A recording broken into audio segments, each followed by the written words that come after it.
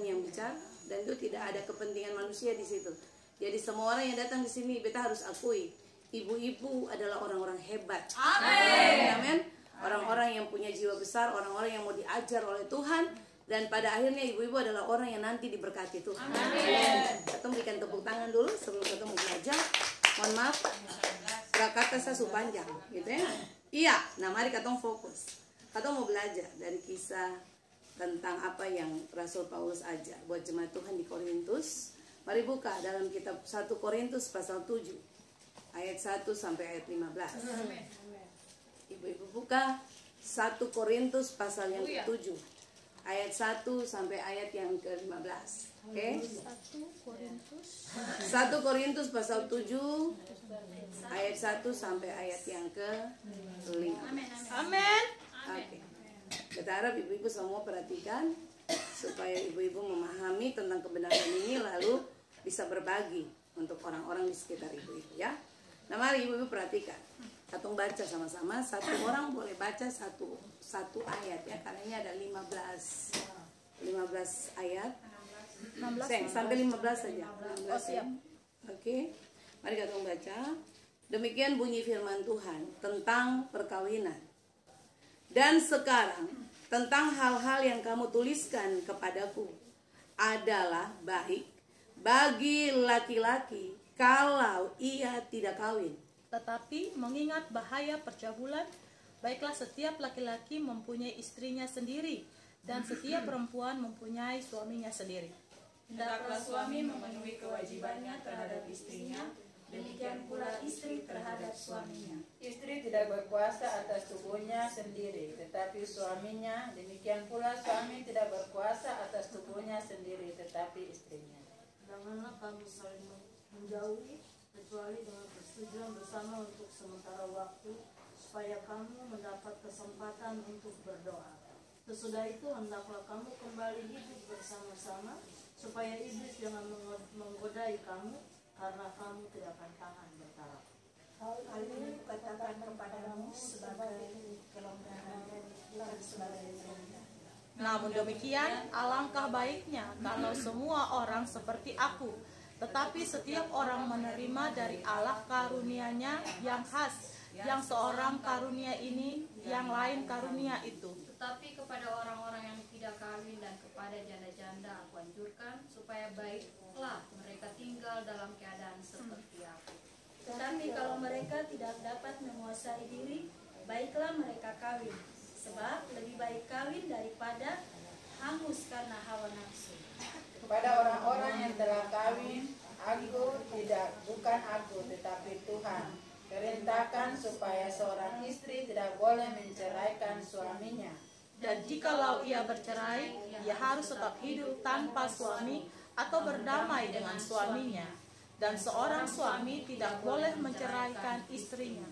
Kepada orang-orang lain aku, bukan Tuhan, katakan, kalau ada seorang saudara beristrikan seorang yang tidak beriman, dan perempuan itu mau hidup bersama-sama dengan dia, janganlah saudara itu menceraikan dia.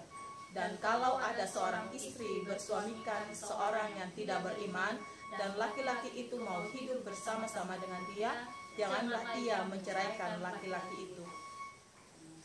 Karena suami yang tidak beriman itu dikuduskan oleh istrinya, dan istri yang tidak beriman itu dikuduskan oleh suaminya.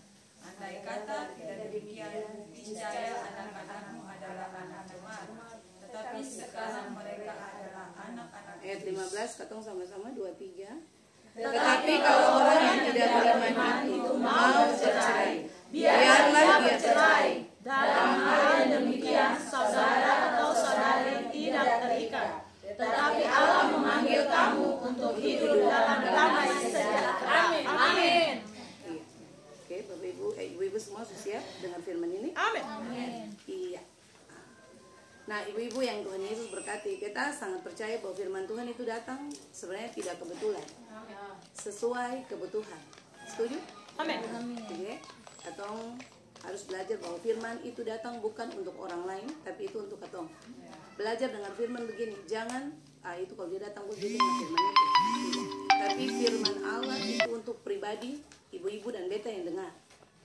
Ibu-ibu dengar, ibu-ibu simpan, ibu pulang bikin perenungan, dan itu bisa berbagi buat orang di sekitar ibu-ibu. Nah, hari ini beta mau bicara tentang pernikahan. Beta sangat percaya bahwa ini hal yang sangat-sangat rawan, karena kekristenan hari-hari ini lagi diserang di hal-hal ini. Kalau ibu-ibu dan beta tidak diajar dalam hal ini, ibu-ibu dan beta akan mengalami yang namanya proses hidup jatuh bangun di dalam Tuhan, secara khusus di dalam pernikahan. Amin. Ibu-ibu dan beta punya anak cucu, keturunan generasi ke bawah. Kalau katong sing belajar dari sekarang, percaya anak cucu akan mewarisi apa yang salah dari ibu-ibu dan beta. Jadi firman Tuhan ini tidak untuk menghakimi siapapun, tapi firman Tuhan itu karena Tuhan sayang ibu-ibu dan beta. Yang setuju bilang amin. Amin. Tuhan tidak pernah punya rencana jahat. Tuhan tidak pernah mau ibu-ibu dan beta binasa, tapi Tuhan mau supaya ibu-ibu dan beta diberkati. Makanya firman harus datang. Nah, mari kita belajar. Kalau ibu baca kisah ini, ibu lihat sekilas tentang latar belakang penulisan kitab Korintus. Kitab Korintus itu ditulis oleh Rasul Paulus, ya. Jadi Paulus tulis kitab ini ditujukan kepada orang-orang percaya yang ada di Korintus pada saat itu. Nah, ini ibu harus tahu dulu. Ibu belajar firman Allah, kalau baca ayat tidak boleh baca satu ayat lalu ibu langsung klaim itu firman Allah. Tidak. Ibu harus paham bahwa dalam proses penulisan kitab itu ada latar belakang, alasan yang mendorong kuat si penulis tulis kitab itu. Karena kitab ditulis bukan tanpa alasan. Penulis tulis kitab itu karena ada alasan, makanya dia tulis kitab itu. Nah, Paulus dia tulis surat kepada jemaat Tuhan yang ada di Korintus itu karena begini. Ibu-ibu, pertama, jemaat Tuhan yang ada di Korintus sedang mengalami yang namanya kemerosotan moral, gitu ya. Jadi orang-orang yang hidup di Korintus waktu itu sedang mengalami kemerosotan moral. Dorang mengalami hal yang sangat terpuruk, padahal dorang ini adalah orang-orang percaya. Orang-orang jemaat Tuhan di Korintus itu adalah jemaat yang mengalami hidup perceraian luar biasa. Percabulan terjadi di situ, apalagi amoralitas seksual terjadi di situ, kemudian incest terjadi di situ. Ibu-ibu tahu incest? Perkawinan saudara. Jadi saudara kandung kawin dengan saudara kandung. Itu jemaat Korintus lagi mengalami itu. Lalu terjadi persundalan di situ. Nah, ibu-ibu lihat ini. Ini jemaat Tuhan, dong su percaya Tuhan. Paulus sudah buka jemaat itu 2 tahun. Waktu dia bicara ini, dorang sudah berdiri sekitar 2 tahun. Tapi orang-orang di Korintus itu mengalami kemerosotan moral. Persundalan terbesar ada di situ. Kemudian terjadilah pelacuran di situ, terjadi incest di situ. Orang-orang itu hidup kacau balau. Nah, Paulus ini, ibu-ibu, waktu dia tulis surat ini, dia ada di kota Roma. Dia tidak ada di Korintus, dia ada di kota Roma. Dia menulis surat ini lalu berdasarkan laporan dari seorang yang bernama Chloe. Kalau ibu baca di 1 Korintus 1 ayat 11, coba lihat situ ada nama Chloe di situ. Chloe kasih laporan dan Chloe punya keluarga, kasih laporan ke Paulus bahwa jemaat Tuhan yang ada di Korintus sedang mengalami yang namanya kemerosotan moral. Amin. Jadi sebelum ibu-ibu mau tahu ayat-ayat selanjutnya, ibu-ibu tahu dulu dia punya latar belakang penulisan kitab itu apa. Supaya waktu ibu-ibu baca firman Allah, ibu-ibu langsung, oh ayat ini nih, langsung dicomot ayat ini. Oh ini untuk, karena ini bisa dibenarkan dan itu tidak. Jadi tahu dulu latar belakang penulisan kitab itu, oke? Sampai di situ ibu-ibu bisa paham? Paulus dapat laporan dari Chloe dan keluarga bahwa orang-orang Korintus itu sedang mengalami hal yang sangat luar biasa. Makanya Paulus menulis surat kepada jemaat Tuhan yang ada di Korintus. Lalu dia menasehati jemaat Tuhan yang ada di Korintus tentang pernikahan. Amin. Karena yang paling menonjol pada saat itu, orang-orang di Korintus mengalami pernikahan yang luar biasa, hancur, kacau balau. Ya, makanya dia berani tulis surat ini. Nah, ibu-ibu perhatikan, dalam tulisan ini di dalam 1 Korintus pasal yang ke-7 tadi, ayat 1 sampai 5 yang ibu-ibu dan beta baca. Itu ada beberapa nasihat yang Paulus dia bicara. Tapi beta akan bicara tentang 3 garis besar saja tentang apa maksud surat itu, penulisan itu untuk jemaat Tuhan yang ada di Korintus. Nah, lihat sama-sama. Mulai dari ayat kedua sampai ayat yang ke-7, itu Paulus dia sedang bicara kepada jemaat Tuhan yang ada di Korintus tentang bagaimana pernikahan yang sesungguhnya. Katakan amin. Amin. Ya. Nah, ibu-ibu perhatikan.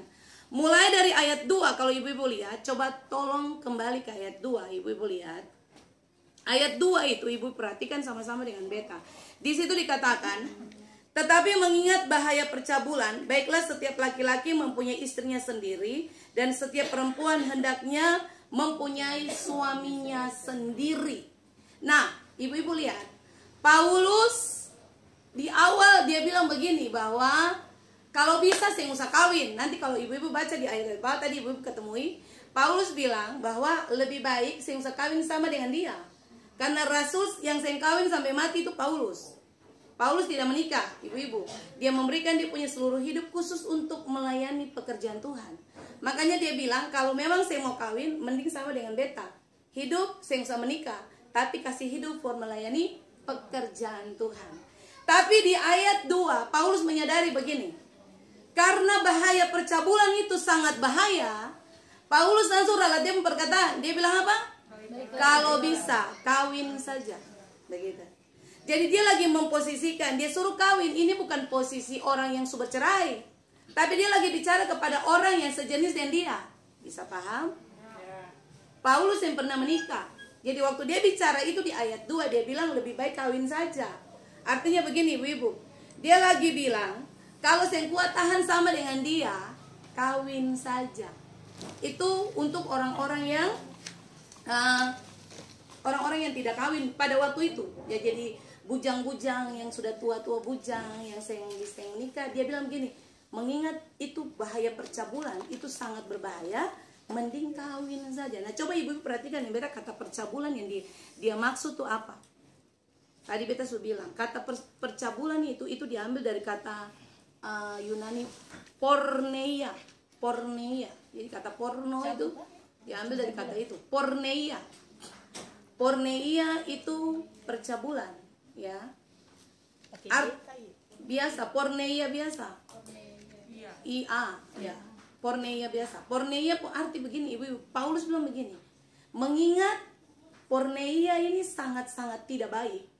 Mengingat persundalan, porneia itu termasuknya dalamnya ada persundalan, di dalamnya itu ada pelacuran, ada incest yang tadi kita sudah bilang, lalu di dalamnya itu ada amoralitas seksual yang menyimpang. Paulus tahu di dalam itu kalau orang tidak kawin dia pasti melakukan hal-hal ini. Bisa? Makanya Paulus bilang begini, daripada bikin cabul mending kawin. Tapi ingat, kata kawin yang dimaksud itu bukan untuk orang yang sudah bercerai. Itu ditujukan untuk orang yang belum pernah menikah. Karena dia bilang seperti aku, dia tidak pernah menikah, Paulus. Amin, amin, amin. Jadi porneia itu artinya percabulan. Oke. Lalu Paulus menasihati, kawin saja supaya bisa terhindar dari bahaya percabulan. Dia kasih tahu Bapak Ibu. Lalu Bapak Ibu, ibu-ibu coba perhatikan. Mulai dari ayat 3. Ini ketemu bedah ayat ya ibu-ibu ya, karena ini ayatnya banyak, jadi ketemu bedah satu-satu. Ayat yang ketiga, coba ibu-ibu lihat. Hendaklah suami memenuhi kewajibannya terhadap istrinya. Demikian pula istri terhadap suami. Ayat 4. Istri tidak berkuasa atas tubuhnya sendiri tetapi suaminya. Demikian pula suami tidak berkuasa atas tubuhnya sendiri tetapi istrinya. Janganlah sampai di ayat itu dulu. Ibu-ibu perhatikan sama-sama dengan beta. Paulus kasih tahu di ayat 3 begini. Orang kalau menikah itu harus memenuhi kewajiban masing-masing. Betul? Istri harus penuhi kewajiban terhadap suami. Suami harus memenuhi kewajiban kepada istri. Nah, ibu-ibu, kata kewajiban itu yang diambil di dalam kata itu diambil dari kata Yunani begini, opeile. Opeile. O-P-H-E-I-L-E. Opeile. O-P-H-I-L-E. Iya. O-P. Nanti lain kali kasih siap katong papan tulis juga. Iya, O-P-H-E-I-L-E. Opeile. Opeile pun arti begini, ibu-ibu dan semua yang ibu-ibu. Iya, suami dan istri itu waktu menikah punya kewajiban yang sama. Katakan amin. Amin. Jadi tidak ada orang menikah lalu istri harus menuntut kewajiban saja dari suami, lalu suami tidak punya kewajiban atas istri. Istri juga demikian sebaliknya. Ini nasihat Paulus untuk jemaat Tuhan yang ada di Korintus. Kalau mau menikah, sengkuat tahan seperti beta, nikah saja. Tapi ingat, kalau menikah hal pertama yang harus diingat begini. Seorang suami, dia harus memenuhi kewajiban kepada istrinya. Istri juga harus memenuhi kewajiban kepada suami. Harus opeile. Harus sama-sama punya kewajiban yang sama. Katakan amin. Amin. Berapa banyak rumah tangga hancur karena suami yang tahu diri untuk memenuhi kewajiban, betul ke saya? Jadi suami saya ada tanggung jawab. Jadi istri juga yang punya tanggung jawab. Ini yang Paulus tawarkan, ibu-ibu ingat baik-baik gini. Paulus dia yang pernah kawin, tapi kalau dalam suatu pernikahan dia hebat. Dia tahu semua, padahal dia yang pernah kawin. Tuhan bicara tentang pernikahan ke dia jelas. Makanya kalau ibu baca semua tulisan-tulisan Paulus mulai dari kitab Roma, ada 13 kitab yang dia tulis, paling banyak dia singgung tentang pernikahan. Padahal dia sing nikah. Dia sing kawin. Begitu. Tapi dia tahu seluk-beluk pernikahan, dia tahu. Ya, karena dia punya hubungan bergaul dengan Tuhan luar biasa. Lalu ibu perhatikan. Kemudian ayat 4 tadi bilang apa? Istri, seorang suami, seorang istri tidak berkuasa atas tubuhnya sendiri. Kata tidak berkuasa itu diambil dari kata Yunani begini, exousia. Exo pakai x, ex o u siaso. Ex o u s i a z o. Exousiazo. Oke? Gini, Paulus bilang begini, kalau menikah pertama, istri dan suami punya kewajiban yang sama. Yang kedua, suami dan istri itu tidak berkuasa atas dirinya sendiri, tidak exousiazo. Artinya apa? Tidak punya otoritas atas diri sendiri. Jadi Paulus lagi menasihati begini, kalau sudah menikah ingat ini, bahwa istri, suami dan istri itu tidak ada yang bilang bahwa dia lebih dari satu, tidak punya otoritas lagi atas diri, karena masing-masing punya kewajiban yang sama. Amin, amin, amin. Amin. Ini bicara tentang ego. Makanya kalau orang menikah, dong sing tahu persoalan ini, pas masalah datang ego naik. Satu saya mau kalah dengan satu merasa diri satu yang paling benar. Padahal Alkitab ajar bahwa ketung ini waktu ambil keputusan menikah, ketung harus tahu bahwa sama-sama punya kewajiban sama, punya hak yang sama. Sama-sama tidak berkuasa atas dirinya lagi. Tidak ada satu yang punya otoritas lebih tinggi dari satu.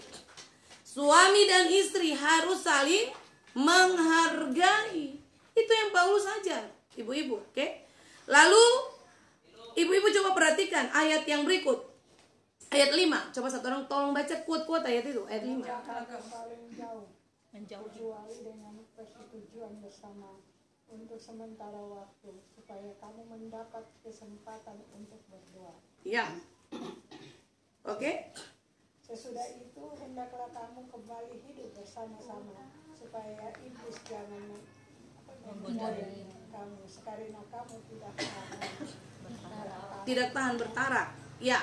Nah ibu-ibu perhatikan dia tadi ayat ini. Ayat 5 bilang begini. Kalau menjauh dalam persetujuan bersama untuk berdoa, saya apa-apa. Tapi ingat, ada kata tapi di situ. Setelah itu harus kembali hidup bersama, supaya iblis yang ambil keuntungan di situ. Karena orang kalau berpisah lama pasti sing kuat tahan bertarak. Ibu-ibu tahu kat bertarak itu apa? Sing tahan nafsu, sing bisa tahan karena hidup terpisah. Nah, ibu perhatikan, jangan saling menjauh. Itu dia punya arti kata gini. Itu diambil dari kata Yunani. Ibu-ibu, mohon maaf, beta pakai kata itu supaya ibu-ibu tahu bahwa teks asli itu Alkitab ajar begitu. Oke? Di dalam teks asli dia pakai kata gini, apostereo. Apostereo. Apostereo. Apostereo itu artinya begini. Ibu, kalau orang sudah menikah, orang tidak boleh hidup saling menjauh atau tidak boleh apostereo. Tidak boleh hidup jauh-jauh. Supaya apa? Alkitab bilang apostereo begini, kamu harus bertahan. Kalau orang apostereo, orang hidup berjauh, dia harus begini, bertahan menghadapi kekurangan pasangannya. Bisa? Jadi maksudnya begini, orang tidak boleh hidup jauh dari dia punya pasangan. Dia harus hidup bersama, lalu bertahan dengan kelakuan pasangannya. Bisa? Bertahan menghadapi kekurangan pasangannya.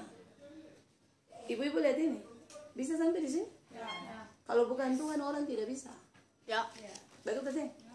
Siapa yang bisa bertahan dengan laki-laki yang brengsek? Siapa yang bisa bertahan dengan bini yang mulu sama dengan Tiris-tiris. apa itu kacang goreng begitu? Tapi beta bersyukur buat Tuhan. Ibu-ibu harus dengar ini, supaya orang menikah itu sudah tahu ke depan bahwa mau dapat bini mulu kacang goreng kah? Bini basoka sento berapa yang dia pakai kah? Mau dapat suami yang hobi suka tinju kah? Ingat kata ini, apostereo, boleh pisah. Karena apa? Bertahan hadapi dia pengkelakuan itu. Amin. Bisa? Saya enak ke? Saya enak. Dengar firman-firman begini, telinga saya enak. Tapi ini yang firman Allah bilang. Ibu-ibu mesti tahu ini supaya hidup diberkati. Amin. Iya, apostereo. Bertahan situ. Tahan dia pengkelakuan di situ. Begitu. Bertahan sampai dia berubah maksudnya. Amin. Caranya ya berdoa. Kalau mulu caranya warna tambah saya bisa. Jadi harus bertahan. Apostereo. Oke? Jadi ayat 2 sampai ayat 7 itu Paulus lagi bilang buat orang-orang yang mau menikah. Ya. Jadi itu dia punya kesimpulan itu begitu. Ayat 2 dan ayat 7 dia lagi bicara untuk orang yang seperti dia lalu mau ambil keputusan menikah. Harus tahu konsekuensi ke depan sudah nih. Dia lagi bicara itu, oke? Lalu coba ibu-ibu perhatikan. Coba mari tolong sebelum kita lanjut buka Roma pasal 7 ayat 2 sampai 3.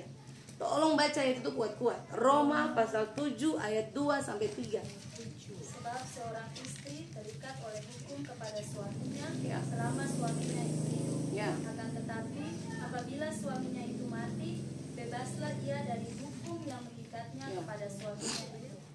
Jadi selama suaminya hidup, ia dianggap berzina kalau ia menjadi istri laki-laki lain. Tetapi jika suaminya telah mati, ia bebas dari hukum sehingga ia bukanlah berzina kalau ia menjadi istri laki-laki lain. Amin. Amin. Sudah? Ibu-ibu tahu yang tulis kitab Roma siapa? Paulus juga. Paulus bicara di situ keras tentang pernikahan. Dia pakai kata terikat. Ibu-ibu lihat kata terikat itu diambil dari kata Yunani deo. D-E-O.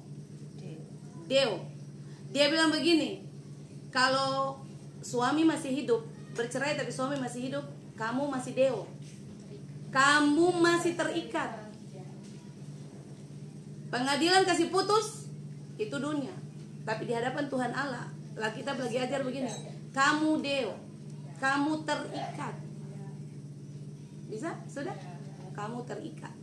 Deo. Deo pengerti begini, dilarang mengikat diri dengan laki-laki lain atau perempuan lain. Kalau dia pasangan tuh ada buka mata. Dilarang terikat. Kata Deo itu dilarang mengikat diri, bukan terikat. Dilarang mengikat diri dengan laki-laki lain atau perempuan lain dalam sebuah pernikahan. Bisa? Oke, ibu-ibu bisa paham sampai di sini ya? Nah, ibu-ibu lihat, pernikahan setelah kematian itu diperbolehkan oleh Allah. Jadi kalau satu tutup mata, boleh, silakan. Datang sini beta berdua cepat-cepat lah kawin. Kalau Mama Mary mau berdoa,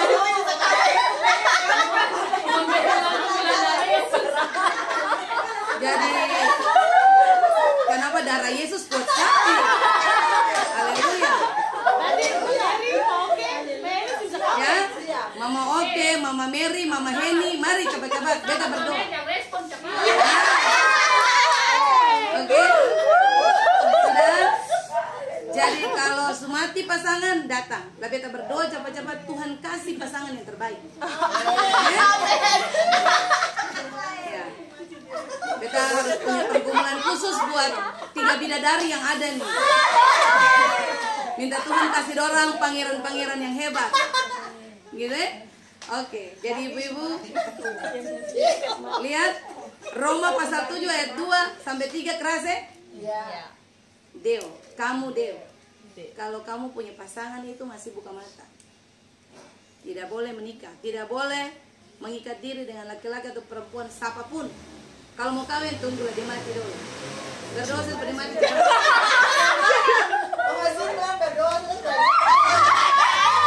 Sudah? Bikin perkumpulan khusus lah dia mati cepat. Semakin berdoa minta dia mati dia umur panjang. Gitu ya? Jadi mengampuni saja. Oke, supaya dia mati cepat tuh mengampuni. Oke, jadi ibu perhatikan kembali. Sudah?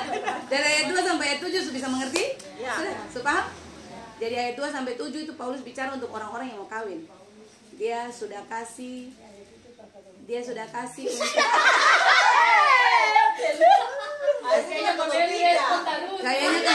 kayaknya kasih naik status ayat itu for katon 3. Gitu kan? Oke. Iya. Nah, mari kita lihat sama-sama ibu-ibu yang diberkati Tuhan. Oke, coba kita kembali lihat ayat yang ke-8. Ibu-ibu lihat ayat 8. Ayat 8 ini bagian kedua. Paulus sedang menasihati janda-janda. Oke. Ayat 8. Coba lihat 8 ya. Oke. Nah, di ayat 7 Paulus bilang, namun demikian alangkah baiknya kalau semua orang seperti aku, maksudnya tidak usah kawin, tetapi setiap orang yang menerima dari Allah karunia-Nya yaitu seorang yang karunia ini dan yang lain karunia ini. Bagi Paulus tidak kawin itu karunia. Jadi ibu-ibu lihat orang-orang yang mengabdikan diri sepenuhnya untuk pekerjaan Tuhan seperti kayak pastor, biarawan, biarawati, itu karunia khusus. Jadi tidak semua orang ditentukan untuk tidak kawin, itu karunia. Makanya Paulus bilang itu karunia kalau tidak kawin. Ya. Lalu ayat 8. Ayat 8 lihat sama-sama ayat 8. Tetapi kepada seorang yang tidak kawin dan kepada janda-janda, garis bawahi kata janda-janda di situ. Ini bukan jambang ya, janda kembang, tapi janda yang benar-benar janda. Oke. Dan kepada janda-janda aku anjurkan. Ini Paulus bilang, dia anjurkan supaya baiklah mereka tinggal dalam keadaan seperti aku. Ibu-ibu kalau baca ayat 9, ibu-ibu tidak boleh lepas ayat 8. Coba lihat 9 dong, lihat 9. Tetapi kalau mereka tidak dapat menguasai diri, baiklah mereka kawin. Sebab lebih baik kawin daripada hangus karena hawa nafsu. Ingat, baca ayat 9, saya boleh lepas dari ayat 8. Nah, sebelum ketemu bahas tuntas ayat 9, coba lihat dulu, janda-janda yang kita suruh garis bawahi di ayat 8 tuh maksud janda itu apa? Coba lihat di situ. Nah, mari kita belajar. Ibu-ibu lihat sama-sama di beta. Coba tolong buka 1 Timotius 5 ayat 3. 1 Timotius 5 ayat 3. Jadi sampai kalau sudah dengar firman ini kok masih berdebat firman ini nilai itu sudah lalu amat sangat. Hormatilah janda-janda yang benar-benar janda. Baca terus. Tetapi jikalau seorang janda mempunyai anak cucu, Ayat 5 sampai 3 ya. Yang didaftar sebagai janda ayat 9-10 coba. Yang didaftarkan sebagai janda hanyalah mereka yang tidak kurang dari 60 tahun, yang hanya satu kali bersuami, dan yang terbukti telah melakukan pekerjaan yang baik seperti mengasuh anak, memberi tumpangan, membasuh kaki saudara-saudara seiman, menolong orang yang hidup dalam kesesakan. Pendeknya mereka yang telah menggunakan segala kesempatan untuk berbuat baik. Amin. Ibu-ibu katong kembali ke ayat yang ketiga, 1 Timotius 5 ayat 3. Alkitab bilang begini, hormatilah janda yang benar-benar janda. Kata janda di situ diambil dari kata Yunani ontosera. Ontos C-H-E-R-A. Ontos cera. C-H-E-R-A. Cera, ontos cera. Ontos cera pun arti begini. Yang dikatakan janda itu gini, yang memang nyata kebenarannya tidak bersuami karena suaminya mati. Amin. Bisa? Jadi ontos cera bilang yang dikatakan yang Alkitab sebut orang janda itu yang di ayat 8 di atas itu di 1 Korintus 7 ayat 8 dan ayat 9 ayat 8 janda-janda itu ontos cera. Itu artinya begini, janda yang benar-benar janda karena suaminya mati. Jadi janda tuh Maheni itu janda. Benar-benar janda. Mama Mary janda, Mama Oke janda. Itu ontos cera. Tolong kasih status itu. Kami ontos cera. Oke. Jadi ontos cera itu artinya begitu. Benar-benar nyata kebenarannya suaminya telah mati. Nah, ibu-ibu perhatikan di ayat 8 di 1 Korintus 7 tadi, ayat yang ke-8, Paulus bilang apa di situ coba? Tetapi kepada orang-orang yang tidak kawin dan kepada janda-janda aku anjurkan, baiklah mereka tinggal dalam keadaan seperti aku. Paulus lagi bilang begini, kalau memang saya mau kawin dari awal, lebih baik sama dengan beta saja. Atau janda-janda yang sebenar-benar janda, yang laki sumati, kalau memilih mau hidup sendiri, mau urus anak-anak, yang tadi di Timotius bilang, itu Paulus yang tulis Timotius lagi. Lebih baik sendiri saja, sama dengan beta, lalu melayani Tuhan saja. Begitu. Tapi ayat 9, coba mari, kita lihat ayat 9. Ini ayat kontroversi. Ayat 9 bilang apa? Tapi kalau mereka tidak dapat menguasai diri, baiklah mereka kawin daripada hangus karena hawa nafsu. Iya. Nah, ibu-ibu coba lihat sama-sama deh beta. Paulus lagi bicara for siapa? Yang suruh kawin ini dia suruh siapa yang kawin? Janda yang mana yang disuruh kawin? Janda yang benar-benar janda. Yang sumati kah? Janda cerai? Janda mati. Kah janda yang laki pergi? Janda mati. Ya. Sudah? Jelas? Sudah jelas di situ? Sudah? Jadi Paulus yang bilang ibu-ibu harus kawin kalau sudah janda-jandaan. Dia lagi bilang kawin kecuali benar-benar janda. Jadi jangan salah tafsir Alkitab. Nanti ibu-ibu berdosa. Paulus kalau hari itu ada ibu-ibu baca ayat ini, dia akan bilang beta simpul maksud bilang kamu orang kawin tuh, kamu pun nafsu sendiri yang kawin. Pasti dia bisa bilang begitu. Karena dia lagi bilang di sini yang benar-benar janda saja kawinlah supaya jangan tidak kuat tahan nafsu. Kalau ada suami, dia pergi cari baik supaya bersatu kembali. Itu nasihat Paulus buat janda. Batu kesen. Makanya sampai di titik ini beta selalu bilang orang yang punya persoalan rumah tangga, beta bilang beta tidak keras untuk beta pun kebaikan. Untuk yang bersangkutan punya kebaikan. Supaya apa? Supaya katong diberkati. Ingat hidup ini bukan bicara katong kesenangan semua hari ini. Tapi ingat ke depan ada anak, ada cucu, keturunan akan mewarisi. Ibu-ibu kira kalau ibu perbuatan hari ini tidak diturun kepada keturunanmu, itu salah. Semalam beta cerita dengan ada satu bapak dan ibu-ibu tahu. Ini kutuk keturunan terus. Nah kalau saya diputuskan, bahaya. Jangan salah, jangan bingung, jangan sakit hati kalau besok-besok ibu-ibu pun anak cucu mengalami hal buruk di depan mata ibu-ibu dan beta. Kalau ketong saya hidup dalam kebenaran ini. Amin. Orang bilang, bapak itu bilang per beta, ibu dosa ini akan per beta jua, jangan turun for anak-anak lain. Semua orang mau bilang begitu, tapi firman Allah sih bisa batal. Apa yang ditabur itu yang dituai. Katong kan selalu bilang, Tuhan kalau bisa itu for beta juga, jangan turun for beta anak lain. Siapa bilang generasi keempat dapat, anak cucu cece dapat semua. Tuhan tidak bisa berdusta dalam dia pun janji. Jadi ibu-ibu semua yang diberkati Tuhan. Beta kasih pernyataan ini keras, beta bukan sayang ibu-ibu. Tadi beta bilang di awal, firman ini bukan untuk siapa-siapa, ini untuk katong, supaya jadi pegangan. Katong sing tahu ke depan, katong hidup hari ini ada berbeda dengan katong berumah tangga. Sing tahu 5 tahun ke depan, 1 tahun ke depan apa yang terjadi. Ingat firman Allah sudah datang. Supaya kalau mau bikin sesuatu, ingat ini baik-baik, bahwa Tuhan sing pernah mau orang bercerai. Amin. Ya, beta harus bicara ini, luruskan ini. Sebenarnya bukan beta bicara untuk kepentingan beta, tapi beta bicara untuk kepentingan katong semua. Katong mau diberkati. Amin. Tepuk tangan dulu. Katong pegang semua. Ya. Jadi ingat baik-baik ayat 9 itu yang boleh lepas dari ayat 8. Paulus bilang, kalau sudah benar-benar janda ditinggal suami, segera kawin saja. Karena apa? Coba lihat, ada kata tidak dapat menguasai diri di situ.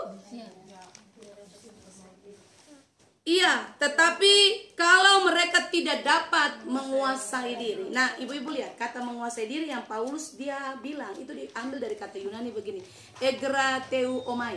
Egra, tulisnya biasa saja. Egra teu omai. Omai. Egra teu omai. Egra teu omai, ya. Egra teu omai punya arti begini. Kalau saya bisa latih diri, saya bisa mengendalikan diri, saya bisa menjaga kesucian, kawin saja. Tapi itu untuk janda yang benar-benar suami sumati, kawin saja. Itu bukan nasihat Paulus for orang-orang yang bukan janda mati. Janda yang benar-benar sudah suami meninggal, dia bilang begini, kalau saya yang kuat tahan diri, saya yang bisa menguasai diri, kawin saja. Saya bisa jaga kekudusan diri, saya bisa jaga kesucian, kawin lebih baik. Daripada tadi ayat terakhir dia bilang apa? Daripada hangus karena hawa nafsu.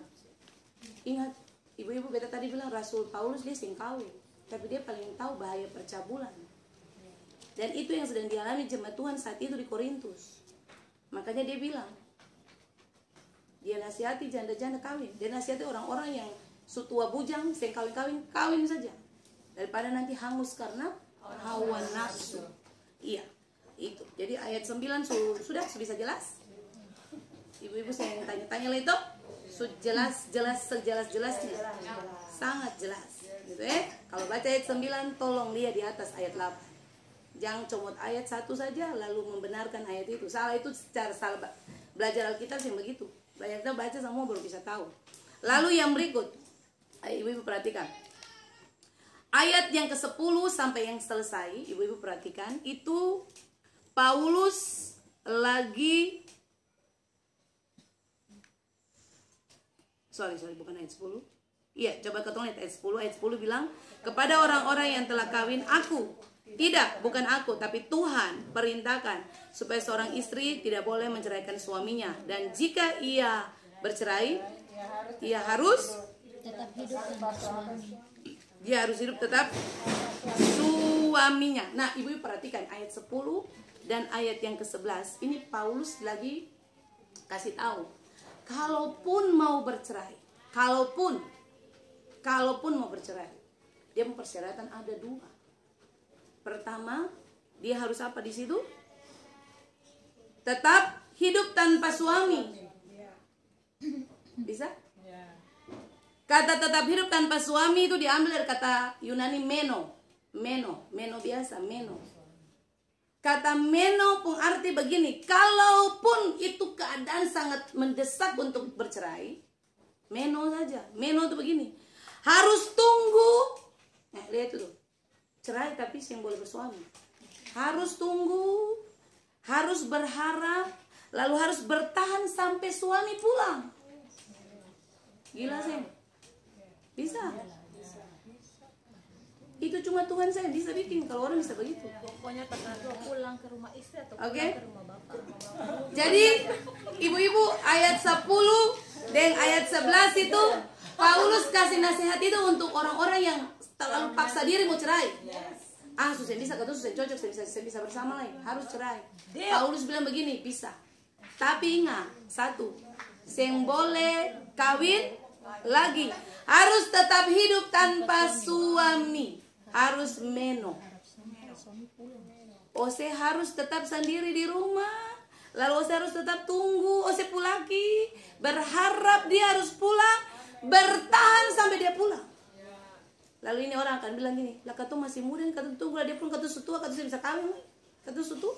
Baik kalau dia pulang kata tua, lalu bagaimana? Kan ada pertanyaan-pertanyaan gitu toh?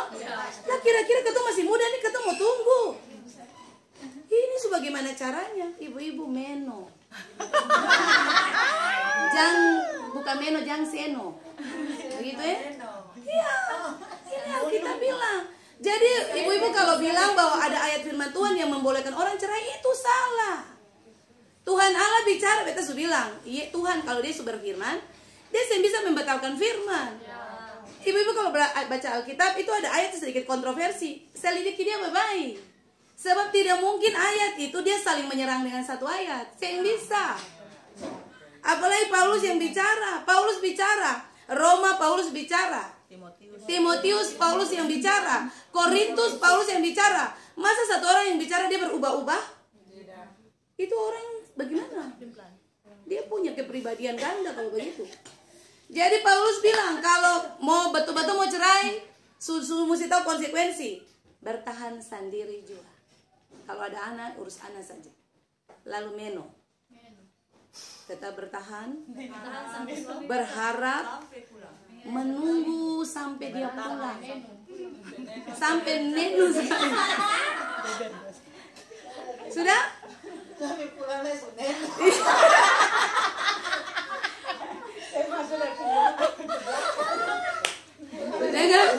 Jadi ibu-ibu sadis ya?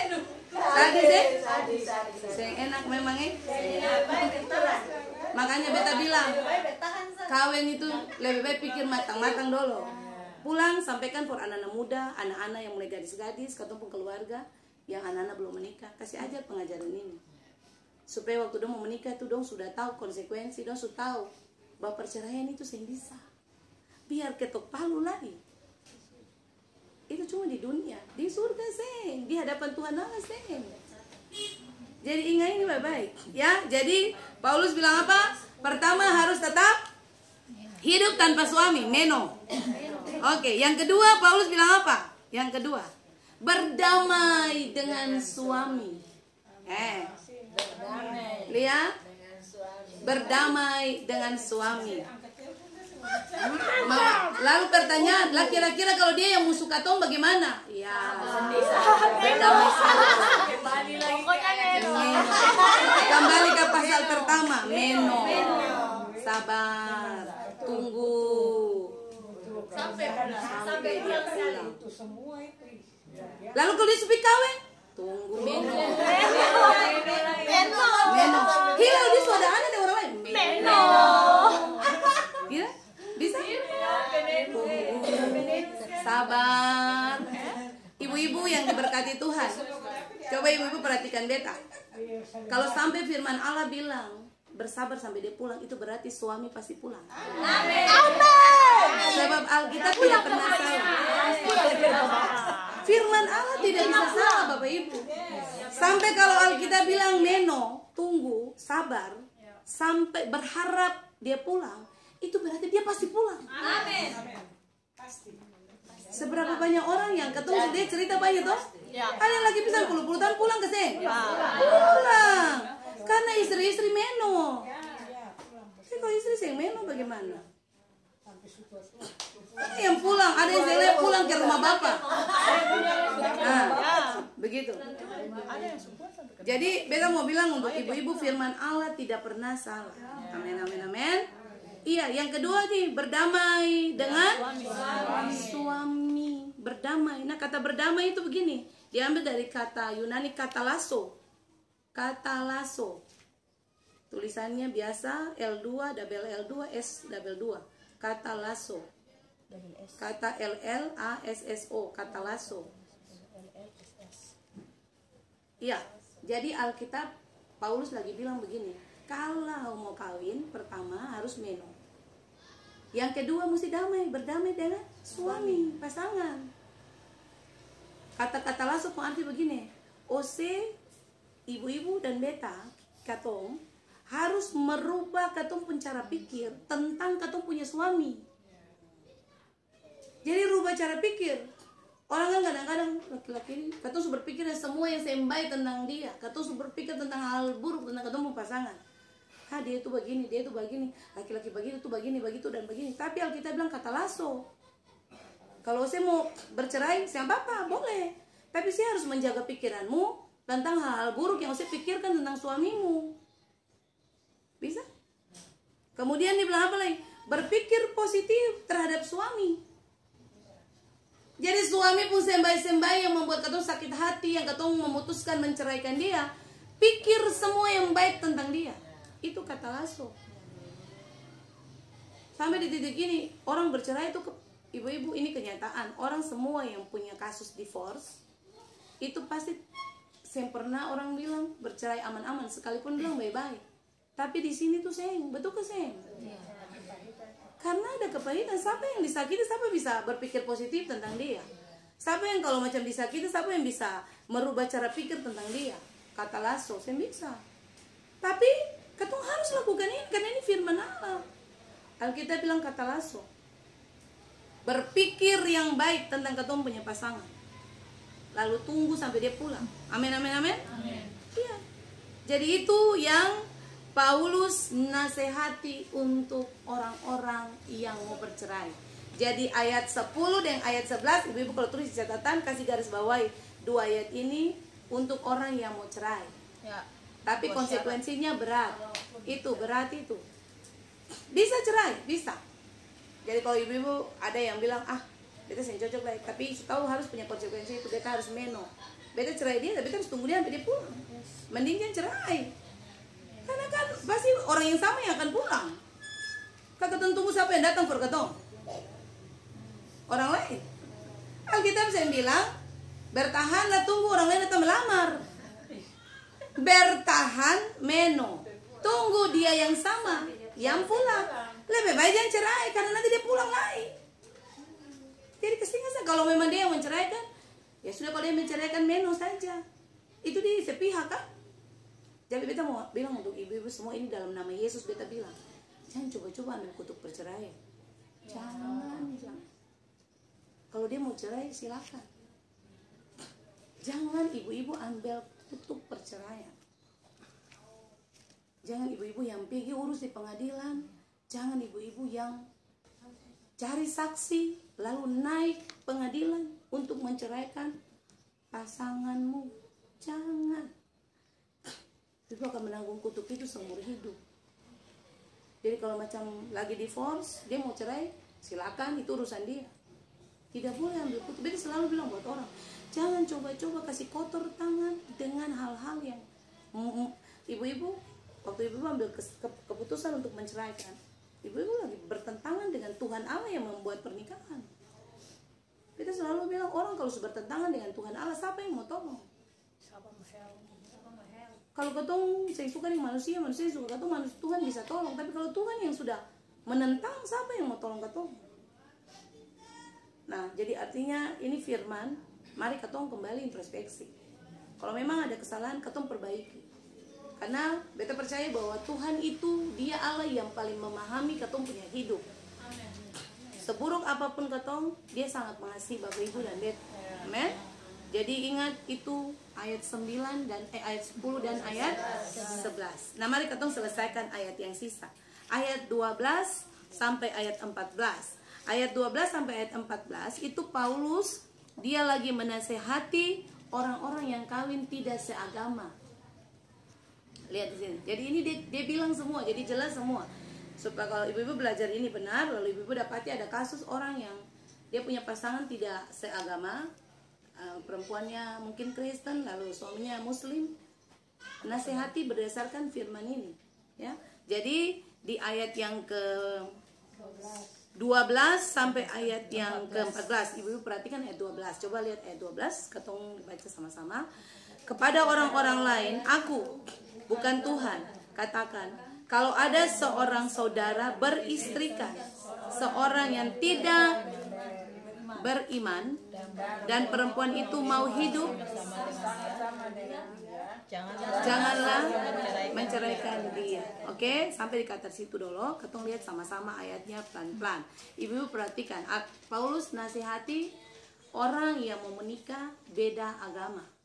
Ibu perhatikan, dia bilang begini. Kalau ada orang yang beda agama, yang mau hidup sama-sama, saya boleh ceraikan dia. Yang tadi kita bilang kasusnya, mungkin si perempuan Kristen, lalu dia punya suami Muslim, lalu berkomitmen masing-masing mempertahankan agama, tidak boleh ceraikan dia. Kenapa? Nah, mari kita lihat sama-sama. Iya, kata tidak boleh menceraikan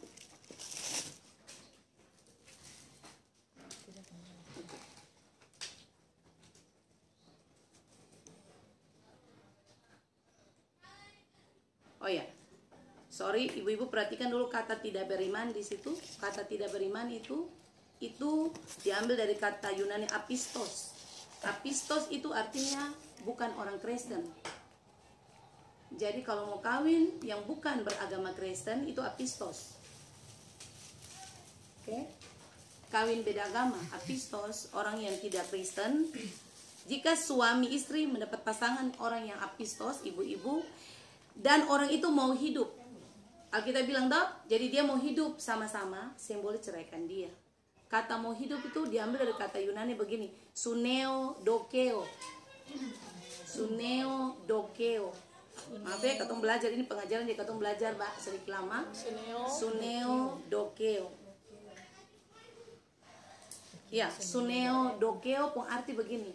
Kalau ada yang menikah beda agama, yang tidak sama-sama orang Kristen, itu lalu orang beda agama itu, orang yang tidak Kristen itu, dia mau hidup sama-sama, dia mau suneo dokeo, dia mau, arti kata suneo dokeo gini, dia setuju dengan katong punya keyakinan, apa yang katong pikirkan, maksudnya dia mengakui katong punya kepercayaan, dia oh ya, biar sudah katong beda, tapi beta menghargai, beta mengakui bahwa Ale punya kepercayaan itu.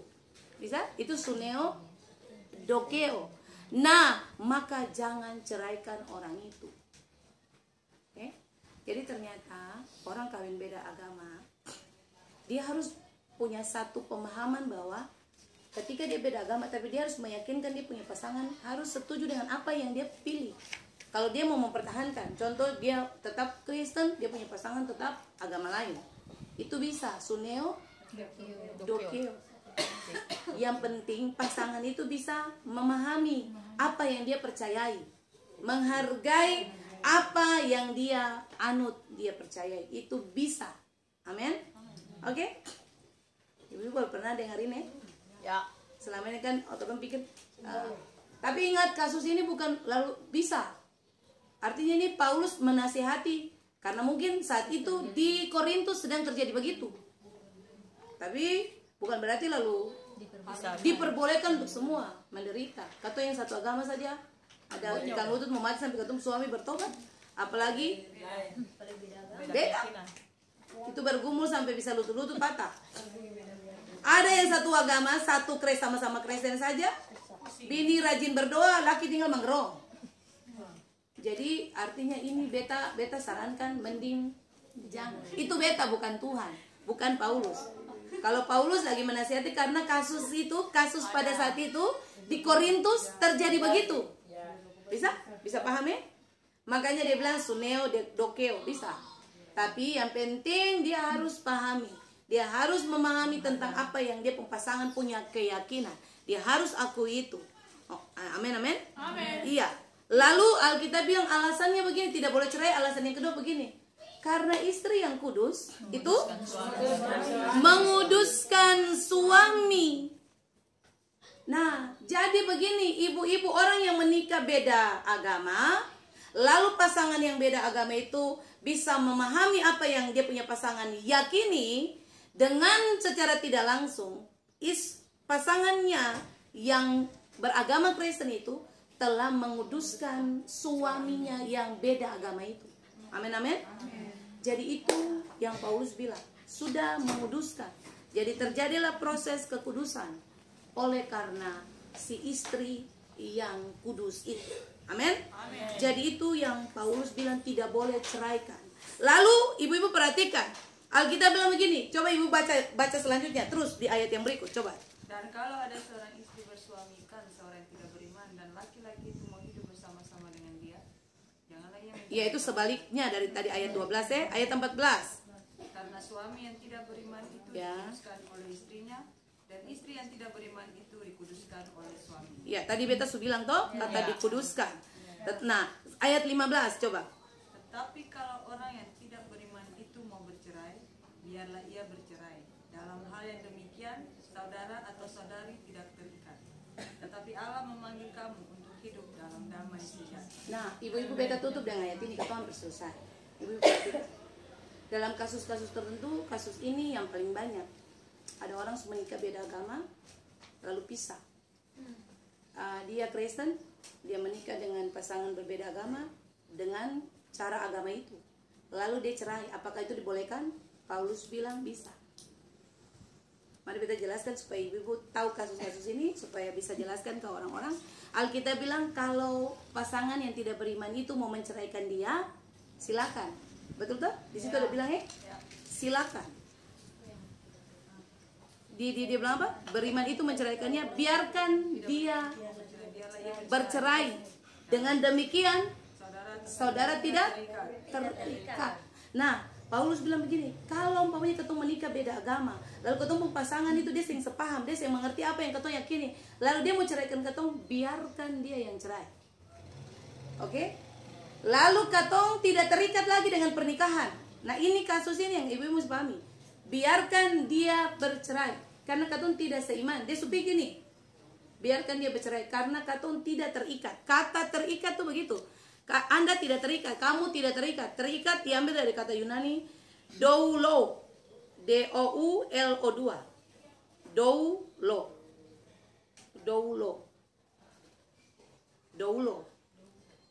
Jadi waktu orang itu bercerai, Alkitab bilang dia doulo. Dia tidak terikat, dia doulo. Artinya begini, dia tidak ada di bawah kutuk. Kalau dia pasangan beda agama, pikas tinggal dia, ceraikan dia doulo. Silakan pilih saja. Orang ini tidak lagi terikat di bawah kutuk. Karena itu memang tidak seiman. Biarkan dia pergi. Paulus bilang begitu. Oke? Sebab apa? Sebab Alkitab bilang sebab Allah memanggil kamu untuk hidup dalam damai sejahtera. Kata damai sejahtera itu diambil dari kata Yunani eirene. Kata eirene. Oke? Eirene punya arti begini. Kalau pasanganmu yang tidak seiman, tidak seagama, tidak percaya kepada Yesus pergi meninggalkan kamu, jangan sedih. Biarkan dia, karena Tuhan memberikan kedamaian pikiran, kesehatan dan kemakmuran kepada kamu. Amin. Kedamaian pikiran, kesehatan dan kemakmuran. Jadi ternyata ibu-ibu waktu belajar firman ini juga beta kaget. Oh, jadi ternyata bisa. Kalau orang yang seiman, kalau dia yang mau bercerai, silakan, biarkan dia pergi. Karena Tuhan memanggil ibu-ibu dan beta untuk memberikan eirene, memberikan kedamaian di pikiran, kesehatan dan kemakmuran. Lupakan dia. Amin. Sampai di kasus ini orang tanya, terus bisa nikah lagi? Kalau sampai sini ketemu si belajar lain, bisa nikah lagi? Ketemu si belajar lain, begitu ya? Dan nanti ketemu cari akan punya bahan ketemu belajar. Kalau kasus-kasus ini, karena kan Berarti bersambung masih hidup. tapi Alkitab bilang bahwa yang terikat. Berarti kalau menurut beta, tapi beta belum belajar ya, tapi kalau menurut beta bisa jadi bisa. Karena dia sudah bilang dia tidak terikat dahulu. Dia harus menikah dengan pasangan yang seiman. Bisa. Kasus-kasus tertentu bisa. Bisa? Sudah suka? Bisa? Ada yang mau tanya? So jelas semua. Jadi Paulus hebat ya? Dia aja sampai semua seluk-beluk pernikahan. Yang belum kawin, yang sujanda, yang mau ambil keputusan cerai, lalu yang kawin beda pasangan, dia hajar semua di firman ini. Luar biasa. Jadi ibu-ibu, beta percaya bahwa firman hari ini nih, ini ada satu kebenaran yang katong harus tahu. Karena hari-hari ini ibu-ibu mesti pahami firman ini supaya waktu ibu-ibu keluar ada banyak pertanyaan yang di luar sana ibu bisa jawab. Jawabnya bukan berdasarkan logika, berdasarkan pengetahuan, tapi berdasarkan firman Tuhan. Jadi ingat baik-baik, kalau mau kawin silakan. Kalau ingat meno saja. Kalau sujanda, sih boleh kawin. Harus meno, ya. Itu pun kalau bercerai meno. Ya, kalau bercerai meno. Tapi kalau janda mati mau kawin boleh. Boleh. Jadi itu kalau yang meno itu khusus untuk yang mau cerai. Yang mau cerai. Bertahan sampai pulang. Lalu yang terakhir kalau beda agama, kalau ada teman-teman yang beda agama bisa sampaikan informasi ini. Oke? Lepaskan saja. Kalau memang dia mau kasih tinggal, silakan. Tidak terikat. Karena ada eirene. Yes. Ibu-ibu sudah selesai. Tuhan Yesus berkati kalian semua. Mari berikan kemuliaan buat Tuhan Yesus satu kali. Tepuk tangan buat Tuhan.